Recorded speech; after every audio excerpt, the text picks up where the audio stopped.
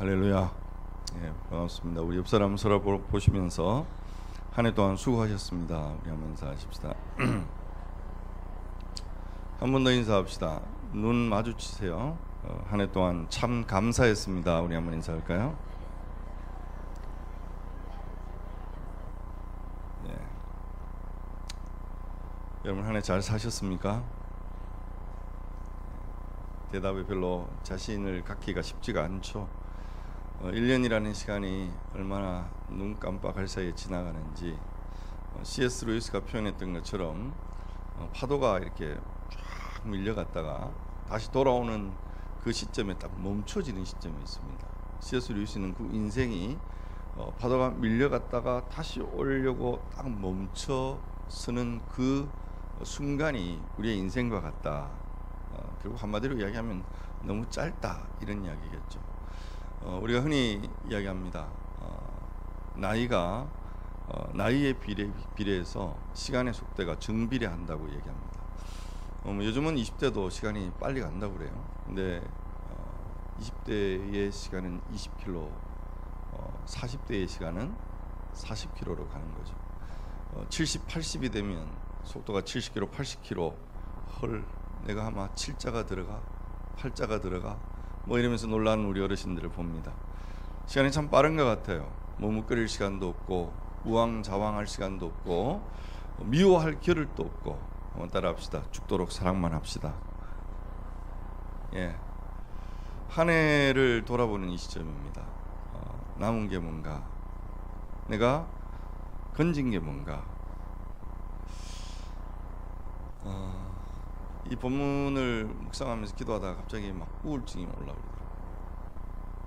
교회가 한 해 동안 잘하지 않는 것 같아서 마음이 답답한 마음들이 정말 하나님 앞에서 한 해 동안 열심히 한다고 했는데 내가 뭘 했나 이런 생각이 들어요.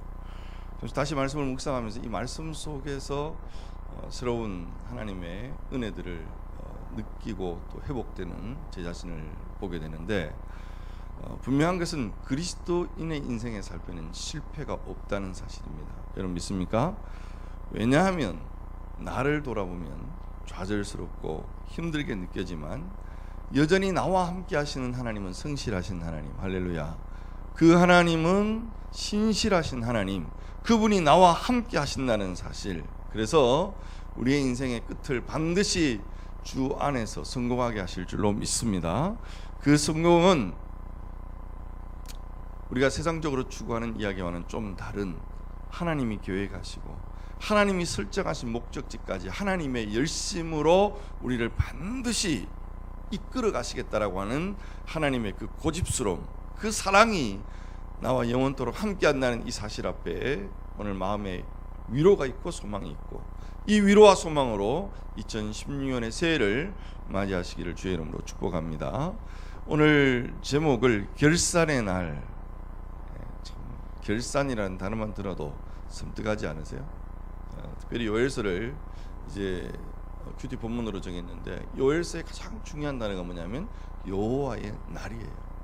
그래서 결산이라는 단어를 생각하면 우리가 제일 먼저 생각하는 게 뭐냐면 뭐가 남았지? 열매를 생각하게 되어 있습니다.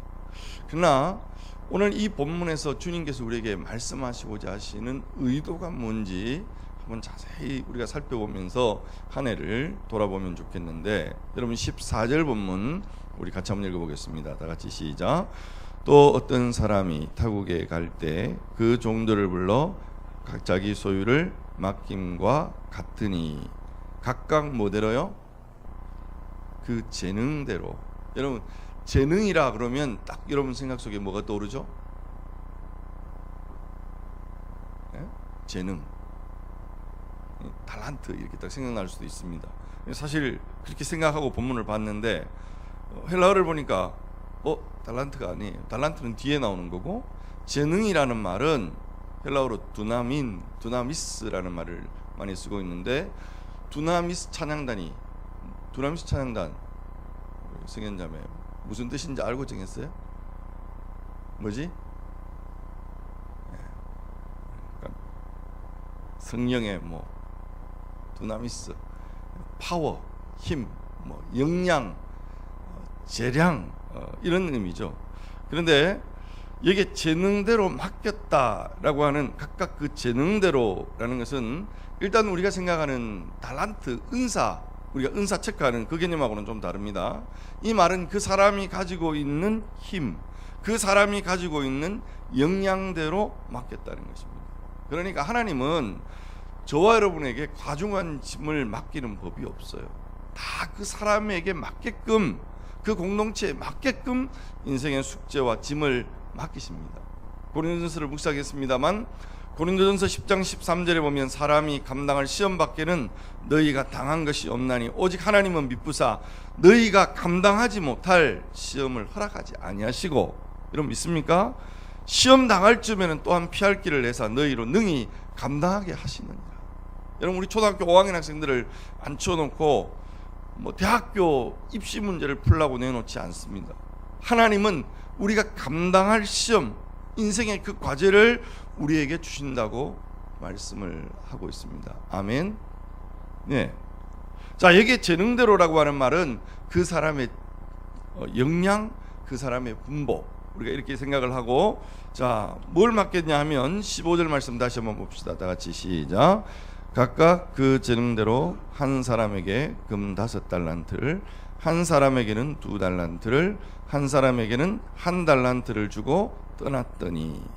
자, 여기 달란트라는 말이 나오는데 우리가 여기서 달란트라는 개념하고 그 고린도전서 12장에 나오는 또 에베소서 4장, 로마서 12장에 나오는 이 은사와는 조금 다르다.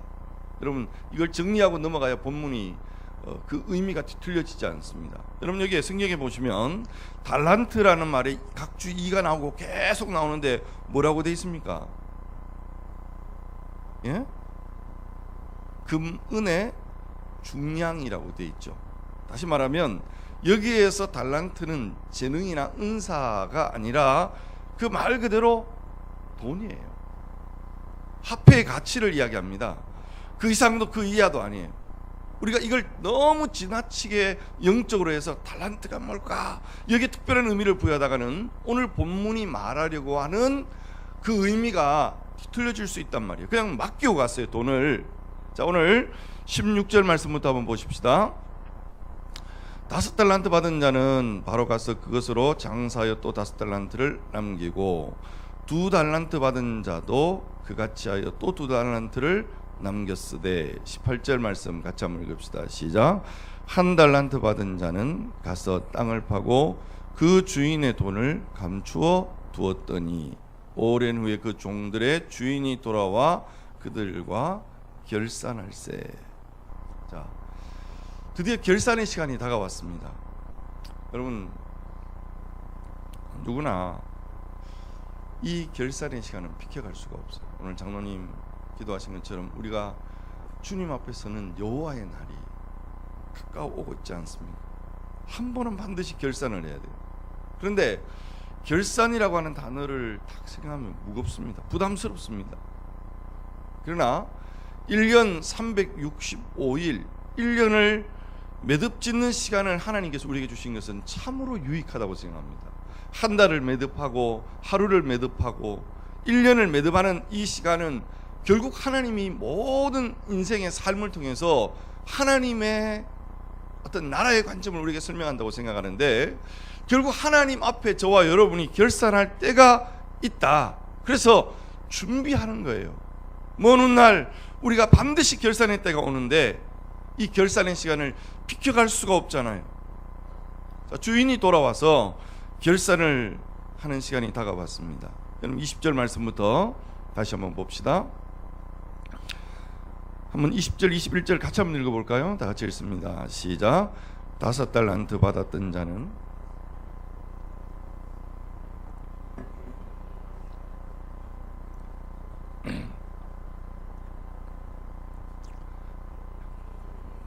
잘하였도다. 착하고 충성된 종아, 내가 적은 일에 충성하였음에 내가 많은 것을 내게 맡기리니 내 주인의 즐거움에 참여할지어다 하고.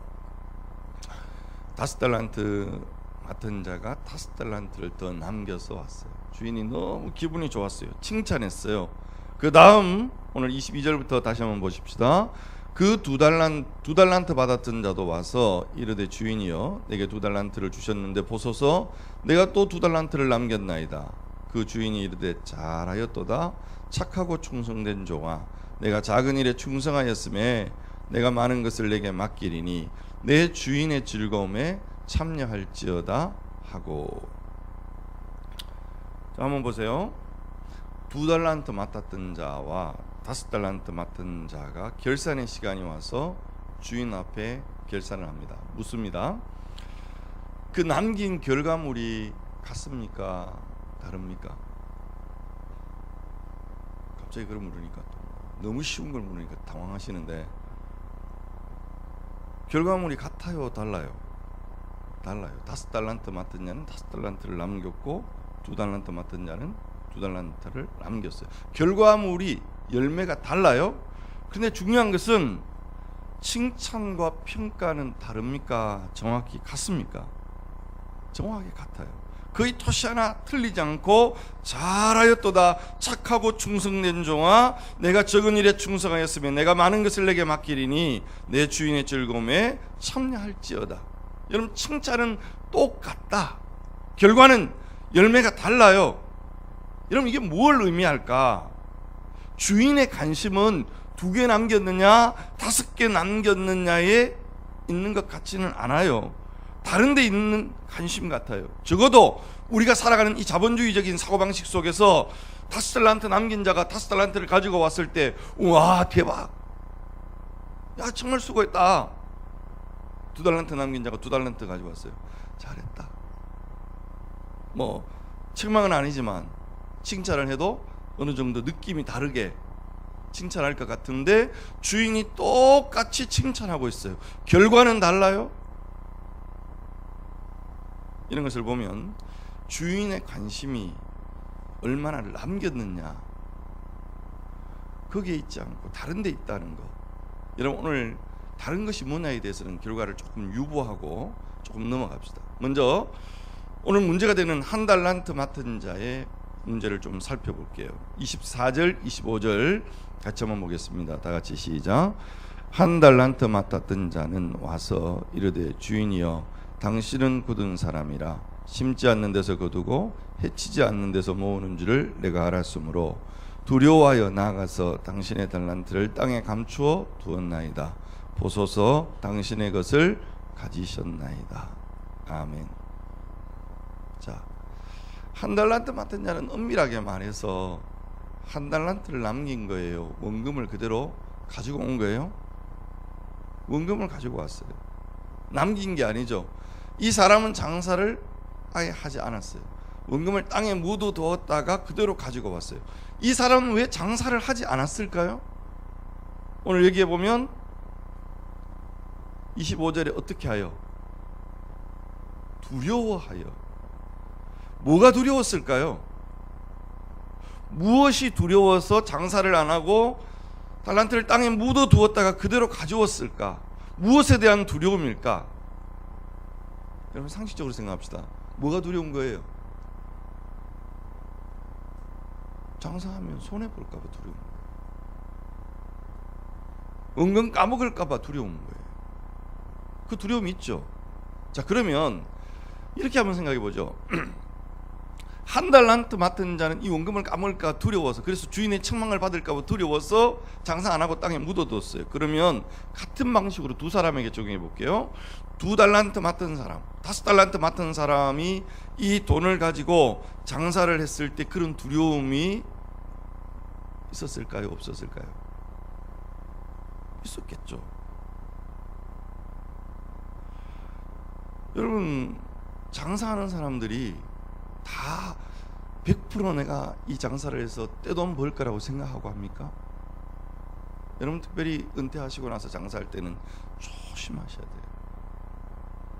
우리 아버지가 광산에서 13년을 뼈 빠지게 돈 벌어서, 여러분 그때 퇴직금이 제가 아직도 기억해요. 대구 오면 아파트 한 채 정도 살 정도의 돈을 가지고 오셨는데, 뭐 특별히 배우신 게 없고 이러니까 장사를 하셨어요. 1년 만에 정확하게 50만 원을 까먹었어요. 그때 50만 원은 지금 아주 큰 돈입니다. 우리 아버지는 지금 제가 아무리 생각해도 장사하실 분은 아니에요. 장사하면 다 말아먹었을 거예요. 자, 장사하는 사람이 다 남나요? 주변에 보면 장사하다가 망하는 사람 많아요. 가게 문 닫고 정말 손해를 많이 보는 부분들이 있어요. 2달란트 맡은 자나 5달란트 맡은 자가 그런 염려가 없었냐? 똑같이 있었어요. 그런데 장사를 했어요. 1달란트 맡은 자는 아예 장사를 안 했어요. 주인의 책망이 두려워서. 그런데 그 주인이 이 1달란트 맡은 사람을 향해서 어떻게 평가하느냐면, 1달란트 받은 자가 와서 이르되 주인이여 당신은 굳은 사람이라 심지 않은 데서 거두고 해치지 않은 데서 모으는 줄을 내가 알았으므로. 여러분, 이 종이 주인에 대해서 정확하게 안 거예요? 잘못한 거예요? 주인을 잘 몰랐다는 데 문제가 있습니다. 자, 오늘 본문에서 서서히 오늘 이 본문에 저자가 드러내고자 하는 관심과 초점이 어디에 있는가 하면, 1달란트 맡은 사람이 주인이 어떤 분인지를 잘 몰랐다는 거예요. 그런데 2달란트, 5달란트 맡았던 종은 장사하면 손해볼 것에 대한 염려하지 않았을까? 장사하는 사람은 그것을 염두에 두지 않았을까요? 했어요. 그러나 장사했어요. 왜? 누구를 정확하게 알았기 때문에. 주인의 의도와 주인이 어떤 사람인지를 이 사람들은 알았어요. 내가 비록 주인에 맡긴 돈을 가지고 장사하다가 손실이 나더라도 이 문제에 대해서 나에게 위임해 주시는 것 때문에 나에 대해서 책임의 결과를 절대 묻는 분이 아니라는 것, 그 주인이 어떤 분이라는 것을 이 두 사람은 알고 있었다는 것, 한 사람은 몰랐다는 것.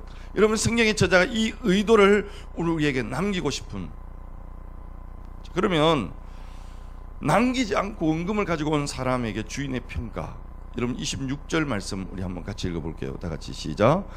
그 주인이 대답하여 이르되 악하고 게으른 종아, 나는 심지 않은 데서 거두고 해치지 않는 데서 모으는 줄을 네가 알았느냐.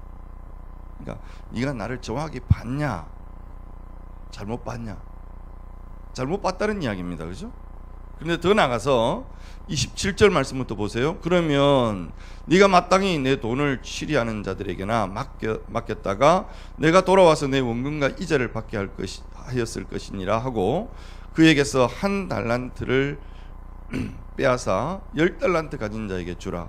무릇 있는 자는 받아 풍족하게 되고 없는 자는 그 있는 것까지 빼앗기리라. 30절 같이 읽습니다. 시작. 이 무익한 종을 바깥 어두운 데 내쫓으라. 거기서 슬피 울며 이를 갈리라 하니라. 본문이 자꾸 더 무서운 데로 가요. 뭐라고 그래요? 1달란트 맡은 사람을 30절에 무익한 종이래요. 더 나가서 바깥 어두운 데 내쫓으라. 거기서 슬피 울며 이를 갈미 있으리라. 여러분, 이 표현은 어떤 모드에서 사용하는 겁니까? 성경이 구원과 심판을 이야기할 때 심판받는 사람들을 향해서 이 표현을 쓰고 있지 않습니까? 그럼 이런 생각을 해볼 수 있어요. 좀 너무 가혹하지 않냐? 원금 까먹은 것도 아닌데, 1달란트 그저 가지고 왔는데, 손에 끼친 것도 아닌데. 그래서 이 본문의 의도가 주인이 얼마를 남겼느냐, 그것은 주인의 관심이 아니라고 그랬어요. 주인의 관심은 뭐라고요? 네가 나를 잘 모른다. 그래서 이 종을 무익한 종이라고. 한번 퀴즈를 내볼게요. 정신 바짝 차리고. 나무 밑에 스님이 10분 쉬고 있습니다. 뭐라고 그러죠? 4글자로. 갑자기 너무 진지하게 열중시어. 예, 가끔 썰렁하게 갑니다. 자, 묻고 싶은 건 이게 아니고, 또 집에 가서 막 웃고 그러지 마십시오. 지난주에도 집에 가서 웃은 분이 있더라고요. 그러니까. 무익한 종, 그래서 무익한 종. 여러분, 무익한 종의 반대 개념이 뭘까요? 유익한 종이 돼야 되죠, 그렇죠? 자, 1달란트 맡은 종을 무익한 종이라고 한다면 2달란트 맡은 종, 5달란트 맡은 종은 무슨 종이 돼야 돼요? 유익한 종이 돼야 이 대치가 맞아요. 그런데 성경에서 그렇게 유익한 종이라고 표현하지 않고 무슨 종이라고 표현합니까? 따라합시다. 착하고 충성된 종. 예, 그렇죠. 착하고 충성된 종. 잘 생각해 보세요. 무익한 종의 반대 개념이 무슨 뜻이란 말이에요? 착하고 충성된 종이란 말이에요. 그러면 이 충성이라는 말의 개념이 어떤 의미냐 말이에요.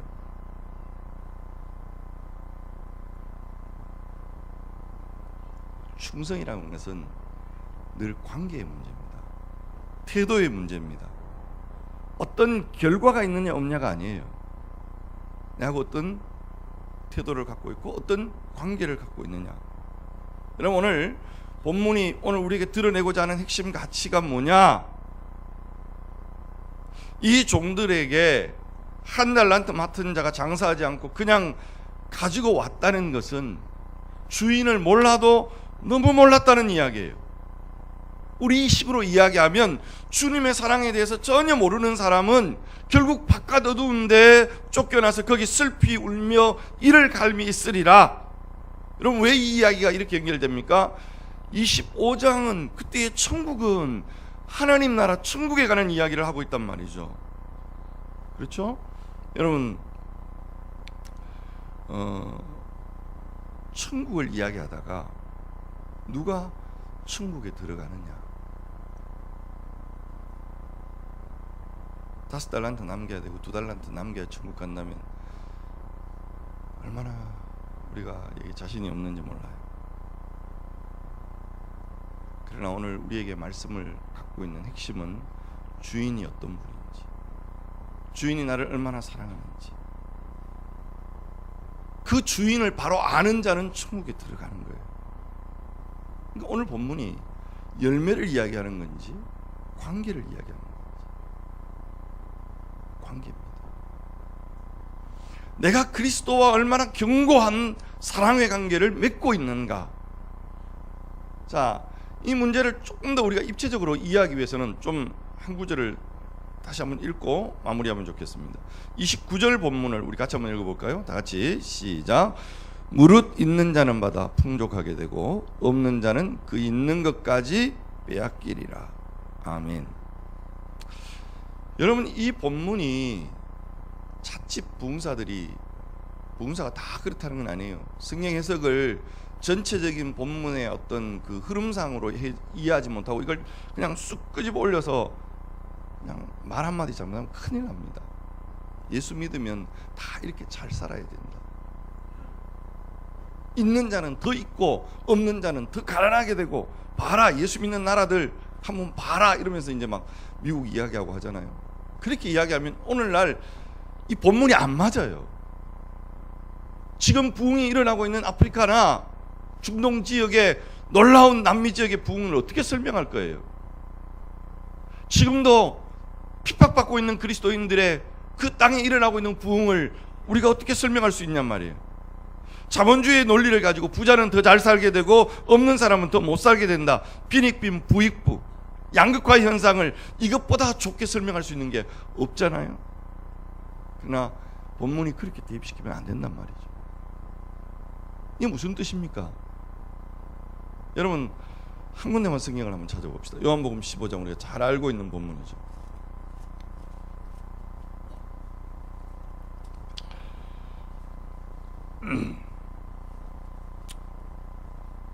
요한복음 15장 1절 2절 말씀 한번 보세요.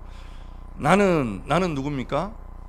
예수님입니다. 나는 참 포도나무요, 내 아버지는 누구예요? 농부인데 누구예요? 하나님 아버지죠. 자, 2절 말씀 같이 한번 읽어볼게요. 시작. 무릇 내게 붙어 있어 열매를 맺지 아니하는 가지는 아버지께서 그것을 제하여 버리시고, 무릇 열매를 맺는 자는 더 열매를 맺게 하려 하여 그것을 깨끗하게 하시느니라. 아멘. 자, 이렇게 딱 보면 마태복음의 29절 본문하고 2절 본문하고 너무나 유사한 구조를 가지고 있다는 사실을 여러분 보게 될 것입니다. 결국 이 이야기는 뭡니까? 나무가 예수님이고 농부가 포도나무를 경작하죠. 그런데 하나님께서 오늘 이 포도나무에 뭐가 있습니까? 가지가 있어요. 가지는 뭘 가리키죠? 너무 자꾸 물으니까 당황스러운데 한번 저와 여러분을 가리켜요. 그런데 그 가지 끝에 뭐가 있어요? 열매가 있어요. 그렇죠? 열매가 있어요. 근데 이 열매를 맺기 위해서 절대로 놓치지 말아야 될 가장 중요한 핵심 가치, 요한복음 15장이 말하려고 하는 핵심 가치는 뭐냐면, 가지가 열매를 맺기 위해서는 반드시 필요한 게 뭡니까? 예? 비료 많이 줘야 돼요? 예, 나무에 제대로 붙어 있어야 돼요. 여러분, 이게 가장 중요한 원리입니다. 요한복음 15장. 여러분, 우리가 시골에 살았던 분들, 가수 농사 짓는 분들의 이야기를 우리가 들어보면 오촌 아재들이 사과 농사를 많이 짓습니다. 한 번씩 가다 보면 묵혀놓은 과수원이 있거든요. 막 사과가 너무너무 많이 열려 있어요. 그런데 한번 그렇게 묵혀버리면 사과 농사는 절대로 못 짓는다고 그러더라고요. 그럼 보면 가지에 열매가 이렇게 견실하게 맺힐 가지가 있고, 딱 보면 알아요. 이 가지가 열매를 제대로 못 맺을 가짜 가지가 있어요. 그러면 농부는 어떻게 합니까? 이거를 가감하게 잘라줘야 돼요. 우리가 이거를 가지치기, 또 절지 작업이라고도 이야기를 합니다. 왜 이것이 필요합니까? 양분이 나무를 타고 올라와서 열매를 온전하게 맺도록 하기 위해서는 죽은 가지를 잘라줘야 돼요. 가지치기를 해줘야 돼요. 자, 이런 측면에서 오늘 요한복음 15장 3절 말씀 보시면 같이 한번 읽어볼까요? 다 같이 시작. 너희는 내가 일러준 말로 이미 깨끗하여졌으니. 4절 같이 읽읍시다. 시작. 내 안에 거하라. 나도 너희 안에 거하리라. 가지가 포도나무에 붙어 있지 아니하면 스스로 열매를 맺을 수 없음 같이 너희도 내 안에 있지 아니하면 그러하리라. 아멘. 여러분, 여기에 내 안에 뭐 하라고? 거하라. 여러분, 이 거한다는 말은 바울 사도가 가장 많이 인용하고 사용했던 성경 구절인데, 그리스도 안에서, 엔 크리스토스, 즉 예수님이라는 나무에 오늘 우리가 무엇을 확인해야 돼요? 붙어 있는데 견고하게 단단히 꼭 붙어 있는가? 여러분, 이걸 확인하면 열매는 어떻게 돼요? 저절로 맺게 되어 있습니다. 여러분, 열매가 띠 두르고 우리 열매 맺읍시다 걸기 안 해도 열매가 나무에 정상적으로 붙어 있으면, 가지가 정상적으로 나무에 붙어 있으면 열매를 맺게 되는 거예요. 5절 말씀 한번 보십시오. 나는 포도나무에 너희는 가지라. 그가 내 안에, 내가 그 안에 거하면 사람이 열매를 많이 맺나니 나를 떠나서는 너희가 아무것도 할 수 없음이라. 자, 보세요. 가지가 포도나무를 떠나서는 아무것도 할 수 없대요. 열매를 맺을 수가 없어요. 그러면 가지가 매일매일 관심을 가져야 될 부분이 뭘까요? 오늘 우리가 이 안에가 지나가기 전에 우리는 가지로서 관심을 가져야 될 부분이 뭐냐 말이에요. 나무에 붙어 있는가? 이 점검, 내가 제대로 붙어 있는가? 매일매일 그분에게 붙어 있어서 그분이 주시는 은혜와 그분이 주시는 생명과 그분이 주시는 양분을 제대로 먹고 있는가만 바로 점검하면 열매는 그분이 맺게 하십니다. 믿습니까? 그런데 우리가 한국교회 성도들의 신앙이라고 하는 것이, 제 신앙의 이 틀을 보면 자꾸만 복음의 가치를 거꾸로 강요받아 왔어요. 여러분, 봉사해야 되고 여러분 순종해야 주님 사랑하는 겁니다. 맞습니까? 제가 다시 말하죠. 여러분, 주님 만나야 됩니다. 여러분, 주님이 우리를 어떻게 사랑하시는지 알아야 됩니다. 우리가 그분의 사랑에 매이기만 하면 여러분의 인생은 기뻐서 미쳐서 올인할 수밖에 없고, 헌신할 수밖에 없고, 순종할 수밖에 없고, 선교할 수밖에 없습니다. 전자가 맞아요, 후자가 맞아요? 똑같아요? 전자는 맞을 수도 있고 안 맞을 수도 있어요. 결과만 놓고 우리가 보면 순종하고 헌신하고 내가 얼마의 열매를 맺었다 가지고 내가 주님 사랑한다, 사랑하기 때문에 맺혀진 열매면 괜찮아요. 그러나 우리가 너무 지나치게 이런 의무적인 형식에 매인 율법적인 요구를 받아오다 보니까 기쁨이 없어요. 여러분, 정말로 사랑하면 장미꽃 들고 대문 앞에 가서 밤새도록 기다릴 수 있는 열정과 에너지가 생기는 줄 믿습니다. 그런데 이제 그걸 드라마에서 봤어요. 남자한테 대문 앞에 장미꽃 들고 밤새도록 지새워 봐야 나를 사랑한 거 아니야? 그러면 남자들이 해요. 근데 기쁨이 없어요. 사랑 아니에요. 여러분, 우리가 미묘한 것 같지만 복음이 거꾸로 되는 부분들이 이런 폐해와 문제를 우리가 많이 가지고 있습니다.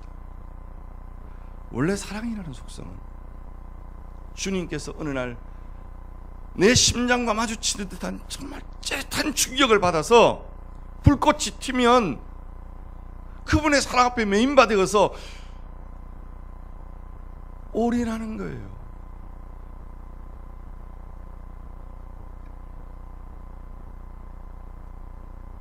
며칠 전에 최근에 나온 영화 중에 히말리아라고 하는 영화가 있죠. 같이 보러 가려고 했는데 아직 못 갔어요. 그 영화를 보면 특별히 개인적으로는 좀 많이 이렇게 마음이 찐한 게 그 주인공이 이제 우몽길 대장이잖아요. 그런데 거기에 나오는 김인권이라는 배우의 역할이 원래는 실제 인물은 대구의 그 계명대학교 그 산악부 OB 출신입니다. 근데 고등학교 때 같이 산악부에 있던 친구예요. 박무택이라고 하는 그 산악인이 실종되면서 그 친구를 찾으러 갔다가 같이 죽는, 영화에서는 실제적으로 그 시체를 이제 발견하고 못 데리고 오지만 실제적인 이야기는 시신은 찾지는 못했던 걸로 알고 있어요. 네, 그 영화의 이야기를 하다가 문득 그 친구하고 찍은 사진이 있을 것 같아서 앨범을 막 찾아봤어요. 제가 이야기하려고 하는 거는 그 친구하고 찍은 사진이 하나 있어요. 그래서 툭 찍어가지고 고등학교 밴드에 올려놨는데 교회 홈페이지는 못 올리겠더라고요. 왜냐하면 내 꼬라지가 희한해요. 내가 이렇게 고등학교 시간을 보냈는가. 너무 당황스러웠어요.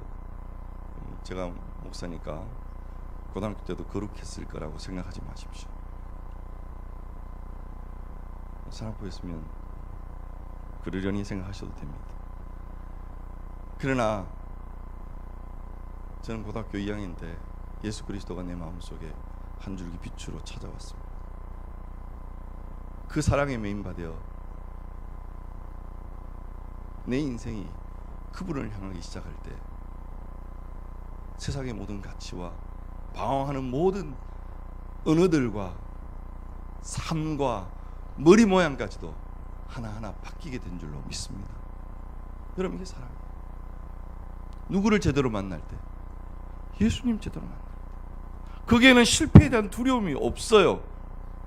문제는 한 달란트 맡은 자는 주인을 제대로 만난 적이 없어요. 그래서 주인을 몰라요. 그래서 원금을 묻어두었다가 가져오는 거예요. 슬피 울며 이를 갈미 있으리라. 알매 문제입니다. 예수 그리스도를 만난 적이 없어요. 5달란트, 2달란트 맡은 자는 그 두려움을 뛰어넘어서 누구에 대한 확고한 사랑이 있습니까?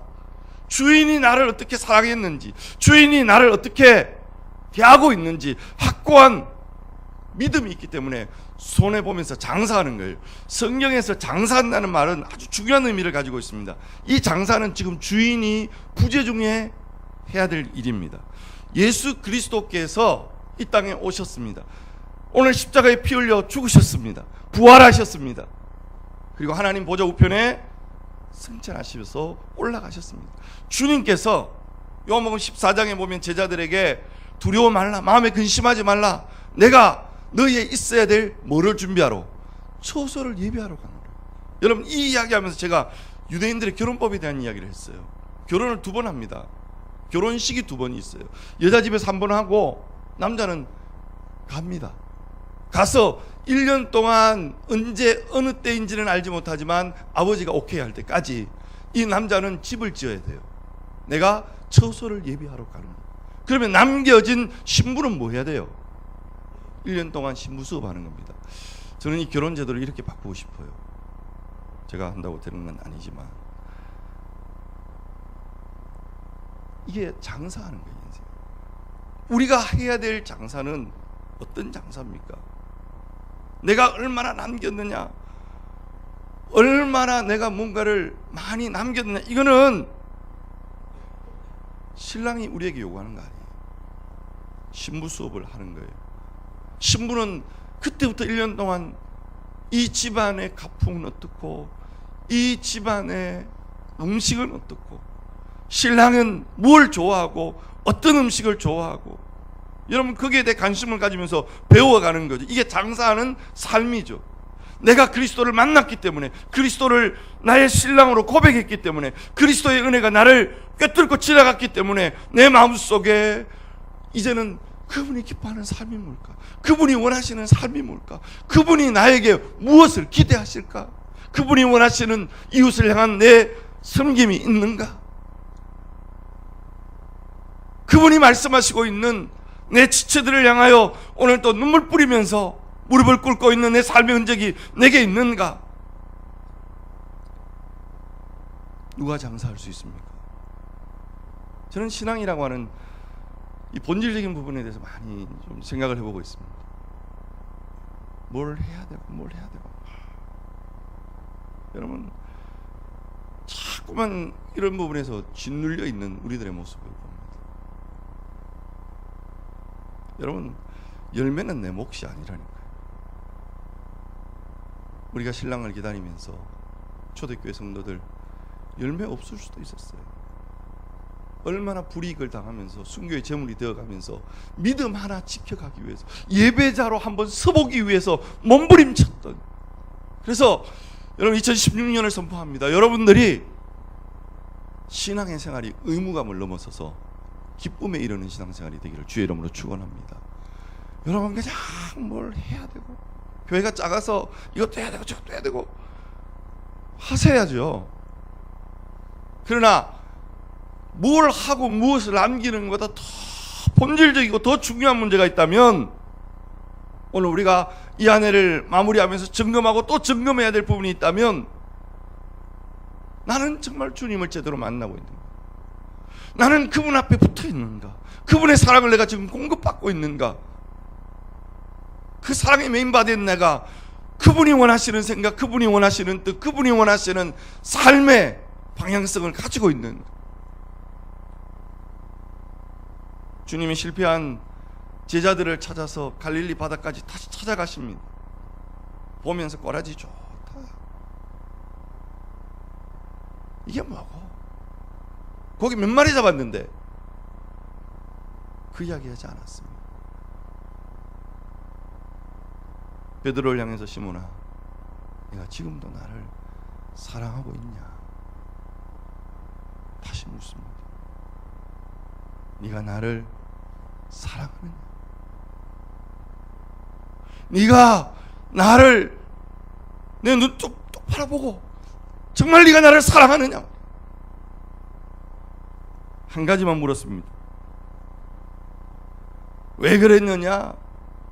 남긴 것이 이 꼬라지가 뭐냐? 그런 거 묻지 않았어요. 그런 것에 관심 있는 분이 아니에요. 네가 지금도 나를 사랑하고 있느냐? 그러기 위해서는 네가 나를 얼마나 알고 있느냐의 문제와도 같습니다. 사랑하는 성도 여러분, 이 안에 어땠습니까? 바라기는 내 구주 예수를 더욱 사랑, 그분을 더욱 깊이 알고, 그분이 이 땅에 남기고 간, 나에게 부탁하고 간, 장사하라고 남겨둔 과제 발발 떨면서 감격 속에 사랑에 매여 헌신함, 사랑에 매여 봉사, 사랑에 매여 순종하는 기쁨으로 가득 찬 그리스도인들.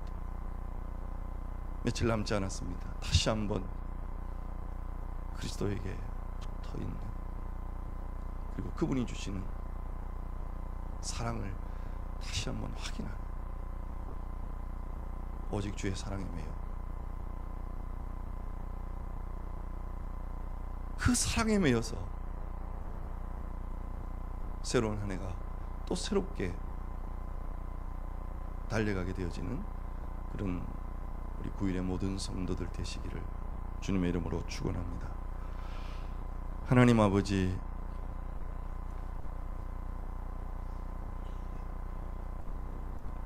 신랑 되신 예수께서 다시 오실 때까지 오늘도 우리에게 각 사람의 분량대로 맡기신 하나님의 귀한 일들이 있습니다.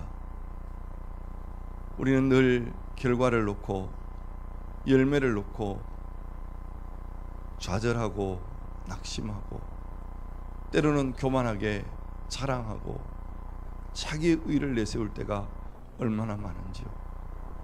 하나님, 하나님의 관심은 몇 개를 남겼느냐, 얼마나 많은 일을 했느냐에 있는 것이 아니라, 하나님의 관심은 여전히 오늘 우리를 향해서 네가 나를 사랑하느냐, 지금도 네가 나를 사랑하고 있느냐, 네가 나를 얼마나 알고 있느냐, 주인을 바로 알기를 원하시는 하나님의 기대를 만납니다. 그렇습니다. 주님, 우리가 주님의 사랑을 제대로 알기만 한다면, 주님의 사랑을 제대로 이해하고 있다면, 오늘 우리의 가슴에 뛰어오르는 이 감격과 기쁨을 주체할 수 없는 인생임을 아는데, 오늘도 그 사랑에 메인바 되어지고 그 사랑에 오늘 우리가 이끌림 바 되어진다면, 우리가 그냥 머물러 있을 수 없는 인생임을 아는데, 하나님, 이 한 해가 가기 전 그 사랑을 다시 한 번 더 우리의 마음 깊은 곳에 확인하는 은혜의 시간이 되게 하여 주시옵소서. 오늘 우리 모든 성도들의 마음속에 다시 한번 그 사랑에 메인바 되어져서, 오늘도 신부된 우리가 신랑을 맞이하는 결산의 날 어떤 모습으로 설 것인가를 고민하며 날마다 그분을 알아가는 우리의 헌신, 우리의 삶이 하나님 우리 안에 주어질 수 있도록, 새로운 2016년을 준비할 수 있도록 하나님 우리 가운데 역사하여 주시옵소서. 감사합니다. 예수님의 이름으로 간절히 기도하옵나이다. 아멘.